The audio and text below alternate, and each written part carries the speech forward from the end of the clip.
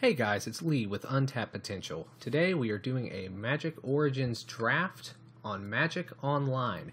Magic Online is the official online program for playing Magic the Gathering. A draft event is where each player brings 3 booster packs to the table. You open them, pass them around, draft a card from each, and construct a 40-card deck.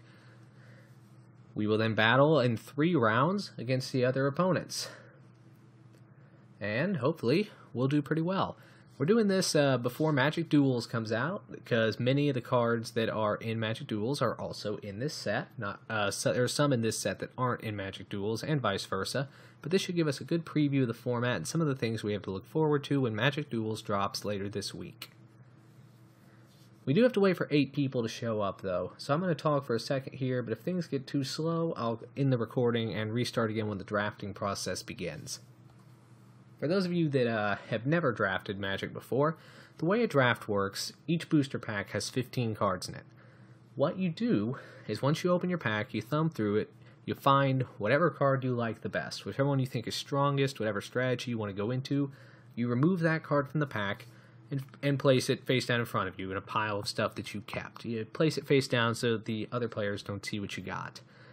You then take the 14 remaining cards, pass them to the player to your left. The player to your right, this assumes everybody's sitting in a big 8-person circle. The person to your right will then pass you the 14 cards they didn't take. You then choose another card from that pack, and then repeat the process. Keep passing until that entire pack is done. So you'll see some of the packs twice, but with only half as many cards because the other players will have taken their picks. As the cards go around, you need to pay attention to see what other people are taking, to try to figure out what colors are open, and to try to figure out what strategies other people, particularly the people to your left and right, are trying to do. Once the first booster pack is done, you open the second one, and you repeat the process of taking the card you want. At this point, it's probably whatever card is working towards the strategy you started in the first booster pack, and instead of passing to the left, this time, you go to the right. That's one of the reasons that you try to figure out what both players are up to. If you've been giving the player to your left a lot of good, let's say white cards, they're probably in white. So hopefully you aren't too, or they'll be cutting you. Cutting you meaning cutting the color, not physically slashing you, which means you'll have a hard time building white. So you need to try to figure out what the players beside you are doing in order to not get completely cut off. Again, you finish the whole booster pack passing to the right. When everybody's done with that, you finally open the third booster pack, and then you go again to the left, just like you did for the first pack. By the time you're through with that pack, you should have 45 cards. Using those 45 cards, you then have to build yourself a 40-card deck. And basic lands are unlimited. You don't have to draft those. You can just get them out of a pool afterwards. And speaking of which, here we go. So you'll probably want to play about 23 cards and 17 lands. Alright, I'm going to go ahead and drag this preview window in over here. Make it big so y'all can see what it is I'm hovering over. Our rare is Days Undoing, which is really cool, but I don't trust it as far as I can throw it. So we need to find whatever we think the best card in this pack is. And, it's actually pretty tough. I've only done this format once. I should also stress that we are on a timer, which is down here. So we only have a certain amount of time to make each pick, so we have to think fast. I've seen blue be fairly successful, and this guy puts an artifact creature into play, and that's pretty good. Tower Geist is a 4-mana 2/2 flyer that essentially lets you draw a card. That's also pretty good. This card's fine, and it doesn't commit us to a color, but it's just not a very exciting first pick. Nantuko Husk is good, but being a common, we'll probably see more of it. Meteorite is fine. I'm going to take, this guy's really good too, though. I'm going to take the Crowan Sergeant, I think, and see if we can get into the Renowned strategy. I've seen that work very well. Moving on now to the pack pack that got passed to us, we see another Crowan Sergeant, which is good. Like I said, it's a very solid card. First strike on a 2/2 will win a lot of fights. Again, looking through it, whatever our opponent took, whatever the player to our right took, it was the rare from the pack. Knightly Valor is pretty good if we do end up doing the red-white strategy. This one makes your creature +2/+2, and it puts a 2/2 white creature token onto the battlefield. It might be a little early to take this, as that would be committing us to a second color, and the Akroan Sergeant, it just seems really great. So we're just going to take a second one of those and stay only committed to one color. We go to another pack now, where we see there's that Nantuko Husk again. Red-black is a very solid archetype. We also have a Knight of the Pilgrim's Road, which is another renowned creature for white and 2 colorless, which again, if we do the renowned strategy, is pretty good. Part of the challenge of drafting is figuring out what order you want to draft things in, because you need to try to figure out what will come around the table. That's called wheeling. So stuff like Cobble Brute, while perfectly serviceable, isn't an exciting early pick, and it'll probably find its way back to us. And like I said, Nantuko Husks are everywhere. We've been seeing a decent amount of white so far. It doesn't appear to be being hated too close to us, so we're going to take the Knight. Alright, now this pack gets to us, and it's very interesting. We have 2 copies of Auramancer. This one with the shine on it, that's a foil. Sometimes one of the random commons in your pack will be replaced by a foil. The foil could be any rarity. In this case, it is in fact just another common. Auramancer is one of those cards that, while nice, is not something we want to pick up terribly early, because at the moment, we have nothing to get back with it. Act of Treason has actually been a card that in this format I've seen do a lot of work. It lets us steal one of our opponent's creatures. We can later we attack them with it. We can sacrifice it to a Nantuko Husk. I'd say in this format, thanks to the Husk, Act of Treason's better than usual. And we're in red, so we'll take it. Alright, so we get to this pack now. White seems to be more cut than I thought, so maybe we're not in white. Yoked Ox is the only white card in this pack, and we're not playing it. It's got no attack, it can block, but we need creatures that actually do things. This guy is really good. 3 mana, he's got 2/1 stats, but he also puts a 1/1 flying Thopter into the battlefield. So, I see no reason not to snatch this guy up. Black seems to be very open. This is the second Fleshbag Marauder we've seen. That's a very solid card. And it looks like, yeah, like I say, white seems to be being cut pretty hard. And there doesn't seem to be much red in this one, but then again, we've gotten a good amount of it, which probably means somebody directly across the metaphorical tables in it. And that's not a bad thing for us. We're going to go ahead and grab the Fleshbag Marauder here, because I do love my 3-drops, apparently. So, now what? Well, we can grab Chandra's Fury, which is 4 damage to a player and 1 damage to each of their creatures. Good against small creatures like Thopters, and can just straight up finish the game if you've been beating on your opponent pretty hard. And I'm not seeing anything else in this pack that I particularly want more. Orchard Spirit has Quasi-Flying, and creatures with evasion are always pretty good. Separatist Void Mage, though, bounces creatures, and that's a really powerful effect. This, I'm not too excited about. Maybe we're going to go red-blue. I'm going to hedge my bets here and take this. Let's see what we get. Okay, in this pack we have a Call of the Full Moon, which is rubbish. Don't take it. We have, it is foil though, so that's pretty. We have an Amperin Tactician, which if we do the red-white strategy, it's pretty good. Makes all our creatures stronger until the end of turn, letting us get through some big plays. Undead Servant is unremarkable until you have several of them, because the more of them you have in your deck, the better they are. But we can't count on that. I'm going to take the Amperin Tactician here. Alright, this is the pack we started with, you'll recall. This is the one we got at the beginning. Looking back at it, there's the Cobble Brute, but like we said, Nantuko Husk is great for the sacrifice outlet. I'm actually surprised Aspiring Aeronaut's still in this. It looks like the red-blue Thopter strategy might still be open. So this is kind of the tough choice for us. We got to figure out what we're doing here. Or we could just not commit and take the artifact. Or that artifact. I'm taking the Husk. So we get here, and nothing in this pack jumps out at me. If we do go black, this card's fine. It's unexciting. It's not great. Murder Investigation takes way too much effort for really not enough payoff. I guess we'll take the Bloodsucker, but we're not going to be particularly happy about it. Okay, in this pack, we have a Deep Sea Terror, which way too much work for what we're doing. Night Snare, I've seen that be good, but I don't think it's the sort of good we want. We could take Demolish for our sideboard, but I'd be really unexcited about that. Cobble Brute, he's also unexciting, but he's a good solid beater. We'll take Touch of the Moonglove here because there's a small chance we'll cast it, but I don't think we're going to use it. Similarly, I'd rather not have to face Reclaim, and there's Reclaim, and there's a Forest. So we're just going to go ahead and take all these cards, drag them over here to our sideboard, which is currently behind the giant preview window. I'm also going to go ahead and cut the Void Mage. And let's see what we're in here. Goblin, Pile Driver, oh baby. Okay. I'll just let y'all read that for a second. It's actually not that great without more goblins, and there are other goblins in this, like Boggart Brute, for example.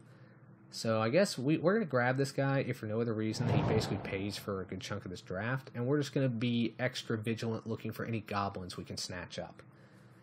Shambling Ghoul is a really good early drop, but Lightning Javelin, just doing 3 damage to target creature or player, that's great removal. You really can't afford to pass removal up. Looking what else we have in here, Bonded Construct is, it's a card. Majoring Bully, the having to attack and bury every turn is actually much more of a liability than it sounds like. And Shambling Ghoul, it enters the battlefield tapped, but on turn 2, you really don't care. We can't afford to pass the Javelin, though. We cannot afford to pass up removal, and as far as removal goes, that's quite good. Okay. We could take a second Act of Treason, but I'm really not sure we want that at this point. What we have here is a Malakir Cullblade, though, which whenever a creature an opponent controls dies, we get to put a +1/+1 counter on this. I mean, creatures dying is kind of just a thing that happens, especially when you have a bunch of first strikers. This guy could get real big, real fast. We're going to snatch him up. Now, apparently before, we were the slow ones, and the player to our right would immediately be ready, but now we have to wait on other players. Okay, the rare is still in this pack. It's Dark Petition, but searching your library for any card, good, but it costs a lot. We really can't afford to pay that cost. I think at this point we are very effectively in black-red, so I'm going to go ahead and remove the other 2 white cards from our deck. We currently have 11 cards that I would say are playable, and one of them I'm not particularly excited about. So what do we do here? Well, looking at this, Fetid Imp is fine. He has the ability to gain Death Touch, which lets us deal with some big things. Titan Strength is also good, especially with the heavily aggressive strategy, but I wouldn't be surprised if we get that back. I'm going to take the Imp. Okay, there's not even a tough one here. Read the Bones is amazing, but Dragon Fodder, which I normally would be not so excited about, it does play nice with our Pile Driver. I'm going to snatch up as many of these as I can get my mitts on. Okay, we have another Fetid Imp on offer. There's also a Volcanic Rambler, which we could use to top out our mana curve and be a mana sink late game with his ability to just ping our opponent to death. Seismic Elemental, when it enters the battlefield, creatures without flying cannot block this turn. Now that's what I call a 5-drop. We just get an army out, we drop a Seismic Elemental, and we just swing with the team. It's also an uncommon, so I don't think we can count on seeing another, where stuff like Fetid Imp, we'll probably see at least one more. So I'm going to let it go, and I'm going to take the Elemental. Waiting on our opponents again, let's take a look at our mana curve. I currently have our cards sorted by their converted mana costs. We have several 2-drops, a good number of 3-drops, some 4s, and 2 5s. We probably aren't going to want to go much above 5, definitely not go above 6 in a deck like this. And low-cost, fast-hitting creatures, especially if we can pick up a few more with Renown, although I wouldn't hold my breath for that at this point, that would be really helpful for us. We look over here, is that us? No, that's not us. This is us. So it looks like we're waiting on Echo Raver to pass to us, and here it is. Okay, Foundry of the Consuls is fantastic. It is a land that we can later in the game sacrifice to put Thopters onto the battlefield. This Fiery Impulse is good too, but again, it's a common, we'll probably see it. Foundry is not. Lands that tap for colorless aren't the best, but one that becomes 2 flyers late in the game when that can make all the difference, yeah, that comes aboard. Looking at this pack, we have an Infectious Bloodlust, which is a curious card that it's one of the ones that gets better the more of them you have, because if this one gets destroyed, well, we can just go fetch another one. What else do we have here? Well, there's the Flying guy, again, who we passed earlier. A 4/4 flyer for 6. Dark Dabbling lets us regenerate target creature and draw a card. I'm between the Bloodlust and the Dabbling.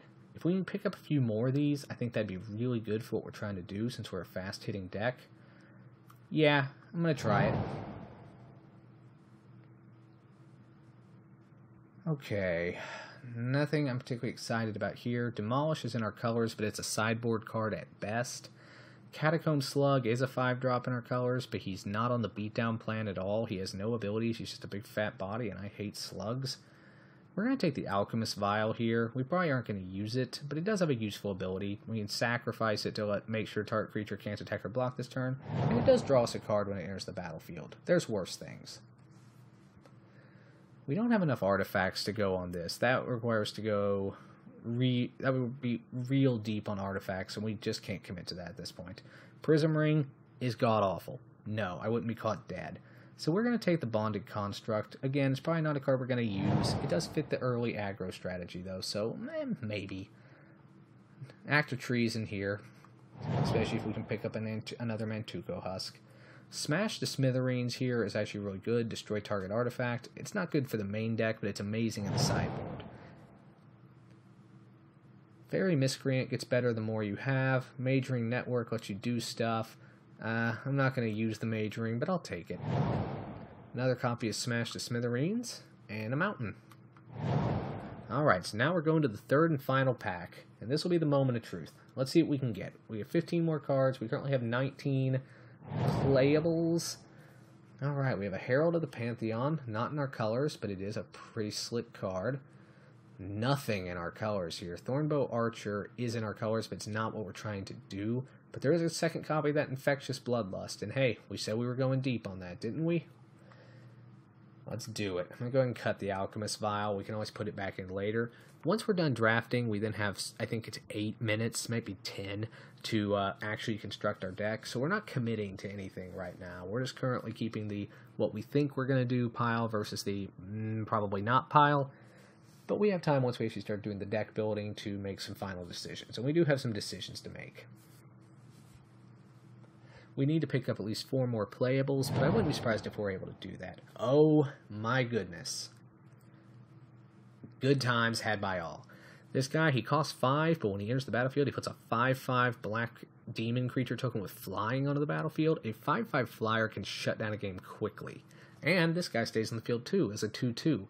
Granted, he'll cost me 2 life every turn, but that's what Nantuko Husks are for. Just sacrifice him and forget about him. And that means I can cut that Bloodsucker. Probably. We're going to wait, though. See what else we get. Okay, Tainted Remedy is completely useless and limited. We're not doing that. I think somebody near us is in black or red. We could take the Macabre Waltz, which, in addition to having artwork, it would let us return creatures from our graveyard to our hand in case we lose some early. I don't think we need a third Active Trees, and I think that would be entirely too greedy. Oh, what am I talking about? Reeve Soul. That's destruction. Duh. Okay, we could grab a Prickle Boar here as another 5-drop. He is good on the attack, which is what we're trying to do. Another copy of Reeve Soul, which is... Okay, I'm wrong. Nobody near us is in black. Otherwise, that card would be long gone by now. Shadows of the Past I've seen do work, but I just don't think it's... I think that's more of a long-term strategy, whereas we're much more the Smash Face variety. Still, we need to get through in the early game. Reeve Soul will let us do that. We're going to take it. We are a little light on creatures, though. Ideally, we'd want to have a few more of those, so maybe we can pick some up.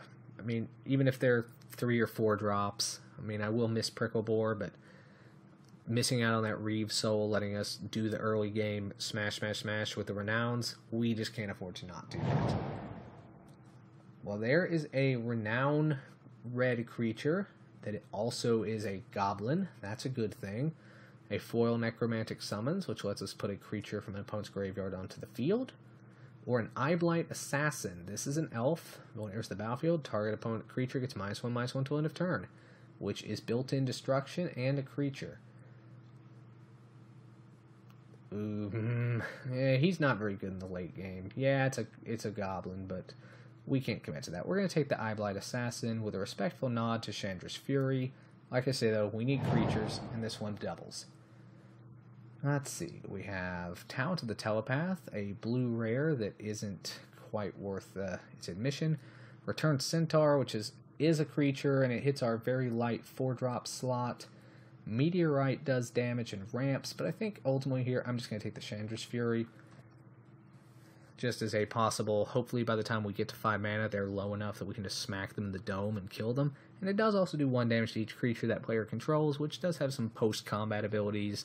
If they block with something bigger and it has some damage on it, there's an opportunity for us to kill some creatures. And also to get annoying Thopters out of the way. We can't underestimate that. Still would like to snag at least 1 more decent creature. But the key word here is decent. I'm not going to run a bad creature just to get my numbers up a little more. It's got to be good. I wonder where all those Nantuko husks we were seeing in Pack 1 went, because I would have loved to have gotten a second one, or even a third. There's another Undead Servant, which we talked about earlier as being okay in multiples. However, what we did get here, though, is a Skyraker Giant. It fits our 4-drop slot, it's got 4 power, which hits hard, and it has reach to get rid of pesky flyers. So, that seems good to me. Let's see. Bellows Lizard, yeah, he's a way to sink our mana to make things hit harder, but it doesn't do enough for me. Return Centaur is a creature. Necromantic Summons lets us get back the best thing they have that we have killed of theirs, but it does cost 5. I'm going to take the Centaur. Again, creature. Not a good creature for us, mind, but a creature. Bounding Krasis is just really good. It's not a card that we're going to use, but there's nothing else in this pack that we're going to use either. And frankly, I'd rather this not be used against me. Let's see.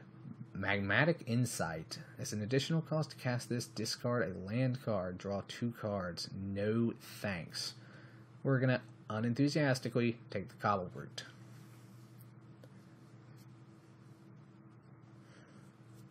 Drawing cards is good late game, and if it was just discard a card to draw 2 cards, I'd probably have taken that. That'd be great. But it having to be a land, that's just something that, sure, it's good in the late game, but if we draw it early, we really can't afford to pitch our lands. Do we already have a Macabre Waltz, or did we not take that earlier? We didn't take that earlier, so I'm going to go ahead and snatch one up here. Maybe. I'll put it in the maybe pile. There's another one, which, sure. I'm going to put it in the sideboard. I really can't see us running 2. I'm not even sure I see us running 1. Night Snare is fine, but it really, again, doesn't fit what we're trying to do. Another Return Centaur. It's a creature. I don't think we're going to run it, but we'll grab it. It's at least in our colors, and it's certainly not bad. It's just not... There's more than just getting the creatures in the colors you want. It's getting creatures in the colors you want that do what you want them to do. And in this case, we're very much the aggro-y, beat-down, fasty deck. And I'm actually really not sure we managed to get there. But we're about to find out, because now we're going to the deck building portion. Okay, so what we're going to go ahead and do here is we're going to group our creatures and our spells separately. I'm also going to go ahead and pull this up here so we have more room to maneuver. Finally, then, we're going to sort our stuff by converted mana cost, because having a good mana curve is paramount for any limited event. And we're going to keep the preview card up, preview pane up over here, though once we start playing, I'm probably going to have to shrink that down. And yeah, we have 10 minutes to do this. It probably won't take that long, because we were doing it as we worked. Okay, so currently we're at 29 cards, and let's say it's 28. Let's not count the Foundry, because that's a land. It doesn't count against our spells. We want, ideally, since our most expensive card here costs 5, we can get away with a 17 land deck. Which means we have to make... We're at 28, we have to make... I know how to do math, I promise. We have to make 5 cuts. We currently are running 18 creatures, which is more than we want to run. So we can afford to make some cuts. Macabre Waltz, I just don't think he's going to do it for us. We can bring that in if it looks like we're going to be in a more grindy setup, but ideally, by the time our stuff's in the yard, we don't need it anymore. I also don't think we're going to run 2 Return Centaurs. In fact, I'm not sure we're going to run any Return Centaurs. We'll go ahead and cut one of those. We do want our 2 Infectious Bloodlust. Dragon Fodder's fantastic. Bonded Construct, with as fast a curve as we're on, and the fact that it can block our opponent's early threats, I think I'm going to leave him in. I'm actually pretty okay with him. We're keeping our Nantuko Husk because he plays well with our Active Treasons. Our Active Treasons also just let us steal our opponent's stuff out of their way, and we can just smash face, which again is what we're trying to do. Rabid Bloodsucker, he does cost each player, that does include us, life when he enters the battlefield, but that's actually pretty good. Again, if they're down to their last few and we can just, take some out, all the better. The Infectious Bloodlusts. We did get 2 of them, and it does make our creatures very big and very scary. Can we commit to it? I'm not commitment shy, but cutting them would free up 3 more cards. Or would free up 2 more cards. Tough choice. Let's see what else we have here. We have the guy who puts a Thopter into play. That's great. The Sergeants, not negotiable. Nantuko Husk, yes. Fleshbag Marauder. When he enters the battlefield, each player sacks a creature. Is that... yeah, no, that's good. As long as we have another creature out, we can just sacrifice him and get our opponent's defenders out of the way. Again, letting us hit with the big guys. Fetid Imp is okay. Again, it's not something I'm entirely sure we want to do, but it does give us some potential against opponents' early aggro strategies, and beating through the air with an Infectious Bloodlust on would start to hurt very quickly. So, no, okay, I'm sold. We still need to cut 3 cards. I'm going to cut the Bloodsucker. We want to keep our mana curve light. I think I'm also going to cut the Return Centaur. That puts us down to 15 creatures. We want an early game. I'm going to actually cut 1 Active Treason. If I had more than 1 Nantuko Husk, I'd probably keep it. But that puts us down. Or do I want the acting to cut the Chandra's Fury? No, I think I want to keep that in as a... No, I don't. I'd rather have the Active Treason, I think. Again, swing early, swing all, and we have late game threats like the Seismic Elemental to hopefully drop on a big old clogged field and just attack with everything. Priest of the Bloodrite, while taxing our mana a little bit by the double black and his mana cost, I think the payoff is worth it. A 5/5 black demon creature token with flying will end the game in a really big hurry, unless our opponent has that god-awful 6-drop spider that is a 6/6 with reach. I hate that card so much. Hopefully we won't run into that, though, and if we do, we'll just steal it. Alright, it's a deck. We got 15 creatures, 8 spell... Wait a second, hold on. Yeah. Okay, so we had, 15 creatures, 8 non-creatures, Foundry of the Consuls, and now we need to do our lands. Go ahead and pull this over. Basically, with the way the program works, we get to choose how many lands we want in our deck, of which type. This thing's advising we do 10 swamps, 6 mountains. I'm actually going to do a 9-7 split because... Let me go ahead and add them, and then we'll look again. Because we don't have any double reds. We do have to hit, except for until we hit turn 4. Yeah, I think that's the right number. We have to make sure we hit at least 1 black and 1 red, ideally as early as possible. And as long as we get to, by the time we get to turn 4 or 5, if we have 2 red, which we should have no trouble doing, I think it's a deck. I think it should be a really solid build. Okay, I'm going to go ahead and cut the recording here. Wait for the round to start. I'll start recording again when round 1 begins. This has been Untapped Potential. This has been the draft of Magic Origins. Stay tuned for round 1.